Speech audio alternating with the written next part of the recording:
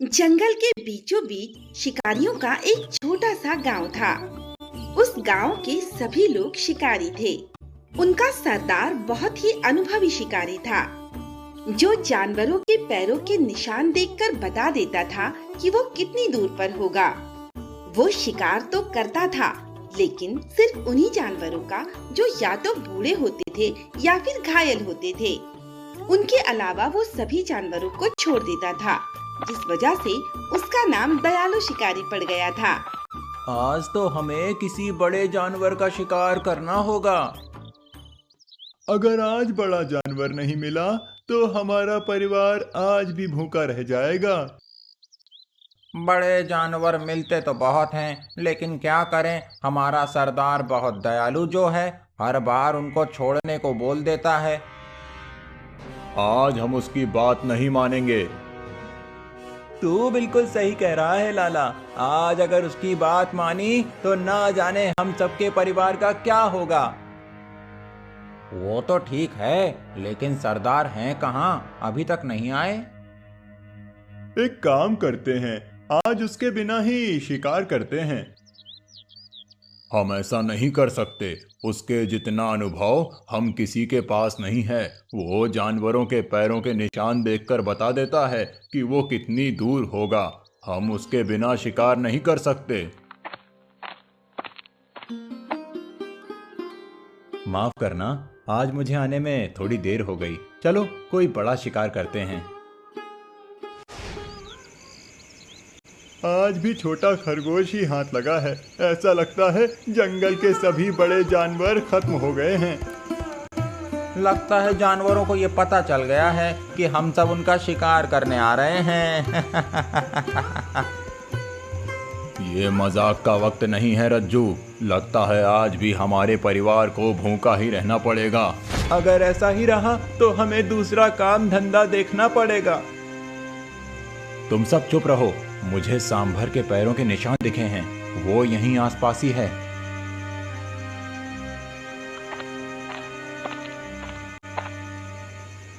अभी कितना और चलना पड़ेगा? उस सांभर के पैरों के निशान नदी की तरफ गए हैं। हमें नदी के पास ही जाल बिछाकर वहीं छुपकर उसके जाल में फंसने का इंतजार करना होगा।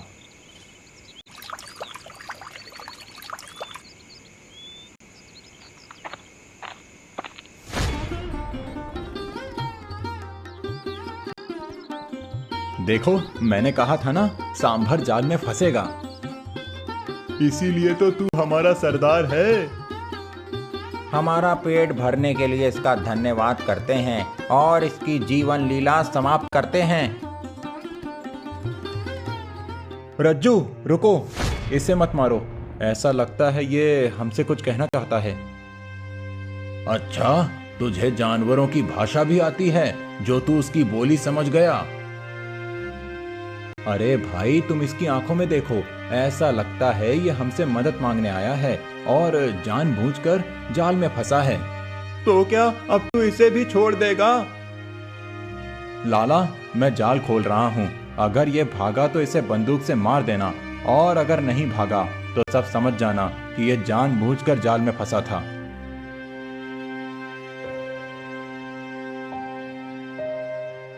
आज फिर एक शिकार हाथ से गया। लगता है ये हमें अपने पीछे आने को कह रहा है। हमें इसके पीछे जाना चाहिए। हम में से कोई नहीं आ रहा, तू ही जा इसके पीछे। चलो सब किसी और शिकार की तलाश करते हैं।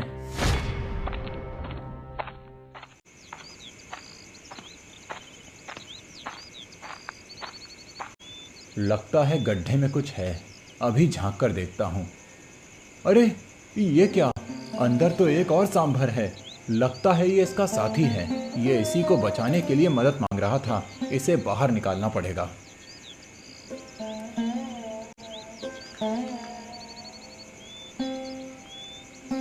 अरे अरे, बस बस, मैं समझ गया कि तुम मुझे धन्यवाद दे रहे हो। अब मैं जा रहा हूँ। अब से ध्यान रखना किसी गड्ढे में ना गिरो। आज भी आ गए खाली हाथ। खुद को शिकारी कहते हो और एक भी जानवर नहीं मार सकते। अब मैं बच्चों को क्या खिलाऊं? आज भी उन्हें भूखा रहना पड़ेगा। नहीं भाभी जी, आज कोई भूखा नहीं रहेगा। आज हमने बहुत बड़ा हिरण मारा है। एक हिस्सा आपके लिए भी लाया हूँ। अब दयालु हमारा सरदार नहीं है, अब से उसे अपने साथ शिकार पर नहीं ले जाया करेंगे। सही बोला टांडा, नहीं तो वो हमें भूखा मार डालेगा। अब उसमें पहले वाली बात नहीं रही, अब वो कोई जानवर नहीं मार सकता।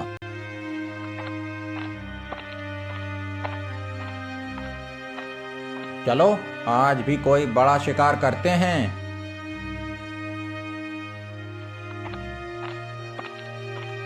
लगता है आज ये चारों मेरे बिना ही शिकार पर जा रहे हैं। मुझे इनके पीछे जाना चाहिए, कहीं ये मेरे बिना किसी मुसीबत में ना फंस जाएं।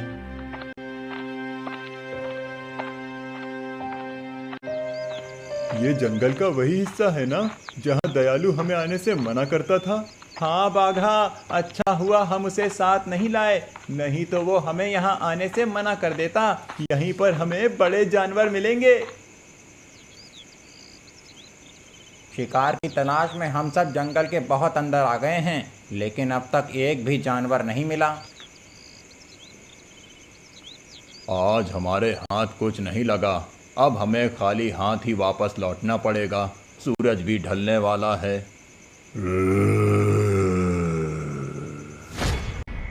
लगता है आज कुछ बड़ा शिकार हाथ लगेगा। अब तो मैं खाली हाथ नहीं जाने वाला। तुम सब कहाँ जा रहे हो? रुक जाओ। अब तू हमारा सरदार नहीं है, हम में से कोई भी तेरी बात नहीं सुनेगा। अगर तुम्हें अपनी जान प्यारी है तो मैं जो कहता हूँ वो सुनो, नहीं तो वो तुम्हारी हड्डियां भी चबा जाएगा। कौन? जंगली भैंसा हमारी हड्डियां चबाएगा? भैंसे कब से इंसानों को खाने लगे? हमने तो शेर के पंजे देखे नहीं, हम सब तो उस भैंसे की आवाज सुनकर उसकी तरफ बढ़ रहे थे। अच्छा हुआ सरदार जो तू समय पर आ गया, नहीं तो आज शिकारी का ही शिकार हो जाता। तो क्या आज भी हमें? नहीं नहीं, आज किसी को भी भूखा नहीं रहना पड़ेगा। तो क्या हम शेर का शिकार करेंगे? नहीं नहीं, मैंने नदी के किनारे जाल बिछाया है, चलकर देखते हैं, शायद उसमें कोई जानवर फंसा हो।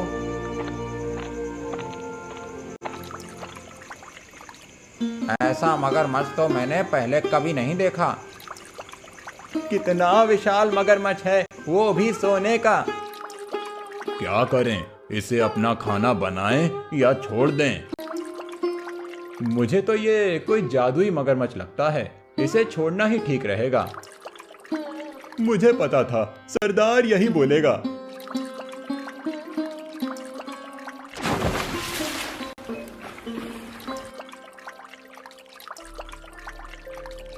इतनी बड़ी मछली? आज के लिए ये मछली पर्याप्त है। भलाई का इनाम ऐसा ही होता है।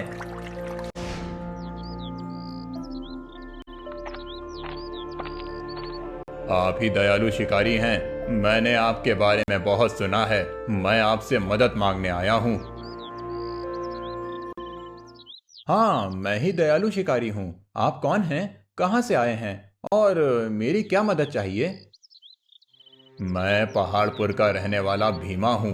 मेरे गांव में एक आदमखोर भेड़िया घुस आया है। वो गांव वालों के पालतू जानवरों को मार कर खा जाता है। सिर्फ इतना ही नहीं, वो अब तक 2 गांव वालों को घायल भी कर चुका है। मैं चाहता हूँ आप मेरे साथ चलकर उस आदमखोर भेड़िए से गांव वालों की रक्षा करो। ठीक है, मैं तुम्हारे साथ चलूंगा।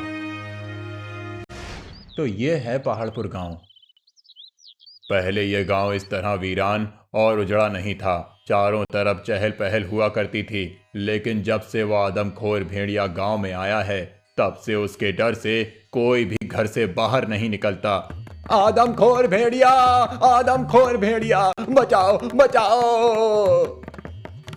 लगता है वो आ गया। अब मैं आ गया हूं, सभी गांव वालों की रक्षा करूंगा। अब बस तुम्हारा ही सहारा है दयालु जी। आज तो मुझसे नहीं बच सकता। भाग। कितना भागेगा? जहां तक जाएगा तेरा पीछा करूंगा।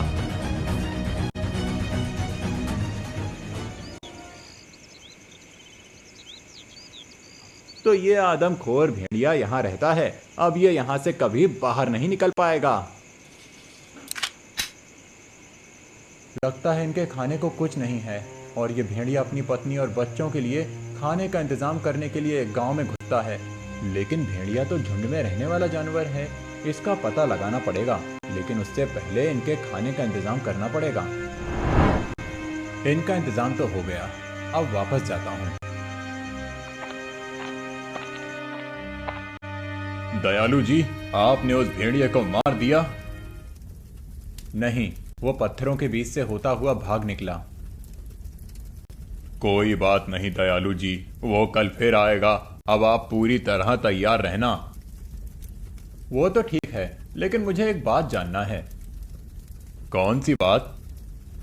ये गांव पहाड़ों के बीच में बसा हुआ है, तो यहाँ बहुत से छोटे जानवर होने चाहिए, लेकिन वापस आते हुए तो ना किसी जानवर की आवाज सुनी और ना ही उनके पैरों के निशान देखे। इसका क्या कारण है? दयालु जी, एक समय था जब आसपास के जंगलों में बहुत से छोटे जानवर हुआ करते थे और वो भेड़िए उन्हीं का शिकार करते थे। लेकिन दूसरे गांव के लोगों ने जंगल पर अतिक्रमण कर लिया और छोटे जानवरों को मारने लगे, जिस वजह से धीरे धीरे जंगल के लगभग सभी छोटे जानवर खत्म हो गए। अब सिर्फ कुछ खरगोश ही बचे हैं, वो भी कुछ दिनों में पूरी तरह से खत्म हो जाएंगे। अब बात समझ आई, वो भेड़िया गांव के अंदर क्यों आ रहा है। लेकिन एक बात समझ नहीं आ रही। कौन सी बात दयालु जी? भेड़िया तो झुंड में रहने वाला जानवर है, तो फिर वो अकेला क्यों है? वो भेड़िया पहले अकेला नहीं था, उसका पूरा झुंड था जो जंगलों के जानवरों से अपना पेट भरता था। लेकिन जब से जंगल के जानवर खत्म हुए हैं, तब से खाना ना मिलने के कारण झुंड के सभी भेड़िए एक एक करके मर गए। अब सिर्फ वही एक अकेला बचा है जो गांव के मवेशियों को मार रहा है। पूरी बात अब मेरे समझ में आ गई है कि वो भेड़िया गांव के अंदर क्यों आया। कौन सी बात दयालु जी? आप चलिए मेरे साथ। जब इंसानों ने जंगल के सभी जानवर मार दिए तो भेड़िया किसका शिकार करते? इसीलिए ये भेड़िया अपना पेट भरने गांव के अंदर आता था। ये भेड़िया भी मेरी और तुम्हारी तरह इसी प्रकृति का हिस्सा है। हम इंसान इतने लालची हो गए हैं कि अपना हिस्सा भी खा रहे हैं और इनका हिस्सा भी। मैं आपकी बात अच्छी तरह समझ गया दयालु जी। जो गलती मेरे गांव वालों ने और दूसरे लोगों ने की, अब मैं उसे सुधारूंगा। अच्छा हुआ तुम्हें अपनी गलती का एहसास समय पर हो गया। अब मैं गांव वालों को समझाऊंगा, प्रकृति से उतना ही लें जितना कि उन्हें जरूरत है, नहीं तो प्रकृति तुमसे अपना हिस्सा वापस लेने आएगी। जैसे ये भेड़िया अपना हिस्सा वापस लेने आया था। आपका बहुत बहुत धन्यवाद दयालु जी, आपने मेरी आंखें खोल दी। बहुत दिन हो गए गांव से आए हुए, अब मुझे वापस जाना चाहिए। अरे आ गए आप, जल्दी से हाथ मुंह धो लीजिए, मैं आपके लिए खाना लगाती हूँ।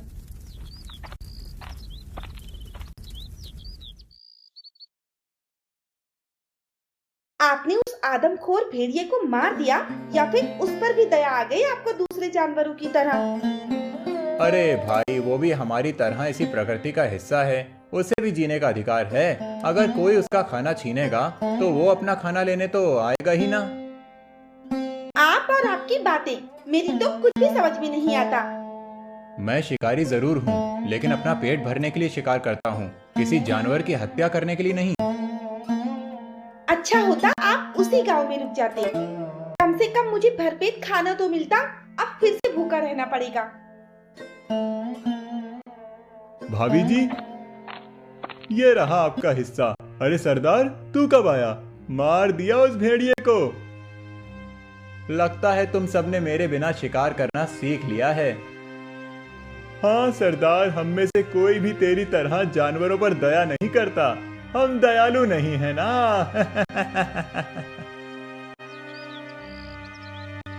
अब मैं इन्हें कैसे समझाऊं कि अगर एक तरफ से सब जानवरों का शिकार होता रहेगा तो एक दिन जंगल के सभी जानवर खत्म हो जाएंगे, फिर हम भी उसी भेड़िए की तरह हो जाएंगे। अब हमारा सरदार वापस आ गया है। अब हम उसके बिना शिकार करना सीख गए हैं। हाँ, सही कहा तूने। अब नहीं लगता कि हमें उसकी जरूरत पड़ेगी। तुम सब सही बोल रहे हो। जब वो नहीं था तो हम सभी जानवरों का शिकार कर लेते थे, लेकिन अब वो आ गया है तो पहले की तरह बोलेगा, ये गर्भवती है, ये बच्चा है, ये फलाना है, ये ठिकाना है, इसे छोड़ दो, अब हमें उसकी जरूरत नहीं है।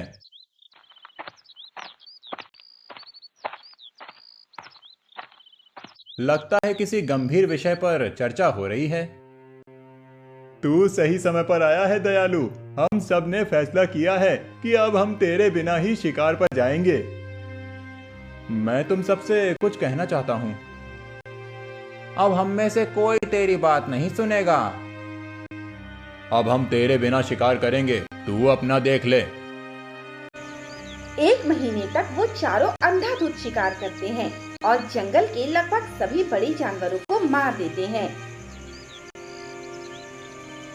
सुबह से शाम हो गई, लेकिन एक भी बड़ा जानवर नहीं मिला।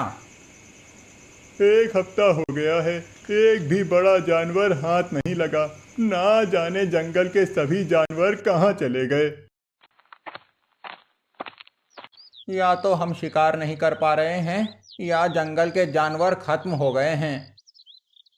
अगर ऐसा ही चलता रहा तो हमारा परिवार भूखा मर जाएगा। लगता है हमने दयालु का साथ छोड़कर गलती कर दी है। उसके पास चलते हैं, वो हमारी मदद करेगा। वो सभी दयालु शिकारी को पूरी बात बताते हैं। मुझे जिस बात का डर था, तुम लोगों ने वही किया। हमसे गलती हो गई दयालु, अब हम क्या करें? जब मैंने तुमसे किसी गर्भवती या नवजात जानवर को छोड़ने को कहा था तो तुम मुझ पर गुस्सा करते थे। अब तुम्हें समझ में आया कि मैं ऐसा क्यों करता था। हाँ, अब सब आ रहा है। तुमने सभी नवजात और गर्भवती जानवरों का शिकार कर लिया है। अब जंगल में कोई जानवर पैदा ही नहीं होगा तो तुम किसके सहारे अपना भरण पोषण करोगे। प्रकृति ने सबका हिस्सा बराबर रखा है, इंसानों के लिए अलग और जानवरों के लिए अलग। लेकिन हम इंसान इतने लालची हो गए हैं कि अपना हिस्सा तो खा जाते हैं, साथ ही साथ जानवरों का हिस्सा भी नहीं छोड़ते। अगर ऐसा ही चलता रहा तो एक दिन प्रकृति का संतुलन बिगड़ जाएगा और फिर कुछ नहीं बचेगा, क्योंकि ये जितने भी जीव हैं वो सब एक दूसरे पर निर्भर हैं। हम इंसान खुद को सब जीवों से बड़ा समझते हैं, लेकिन हम उनके बिना कुछ नहीं हैं। समय रहते तुम सबकी आंखें खुल गईं। अब हम सब तेरी बात समझ गए सरदार। अब हम तेरी हर बात मानेंगे और प्रकृति से उतना ही लेंगे जितने की हमें जरूरत है।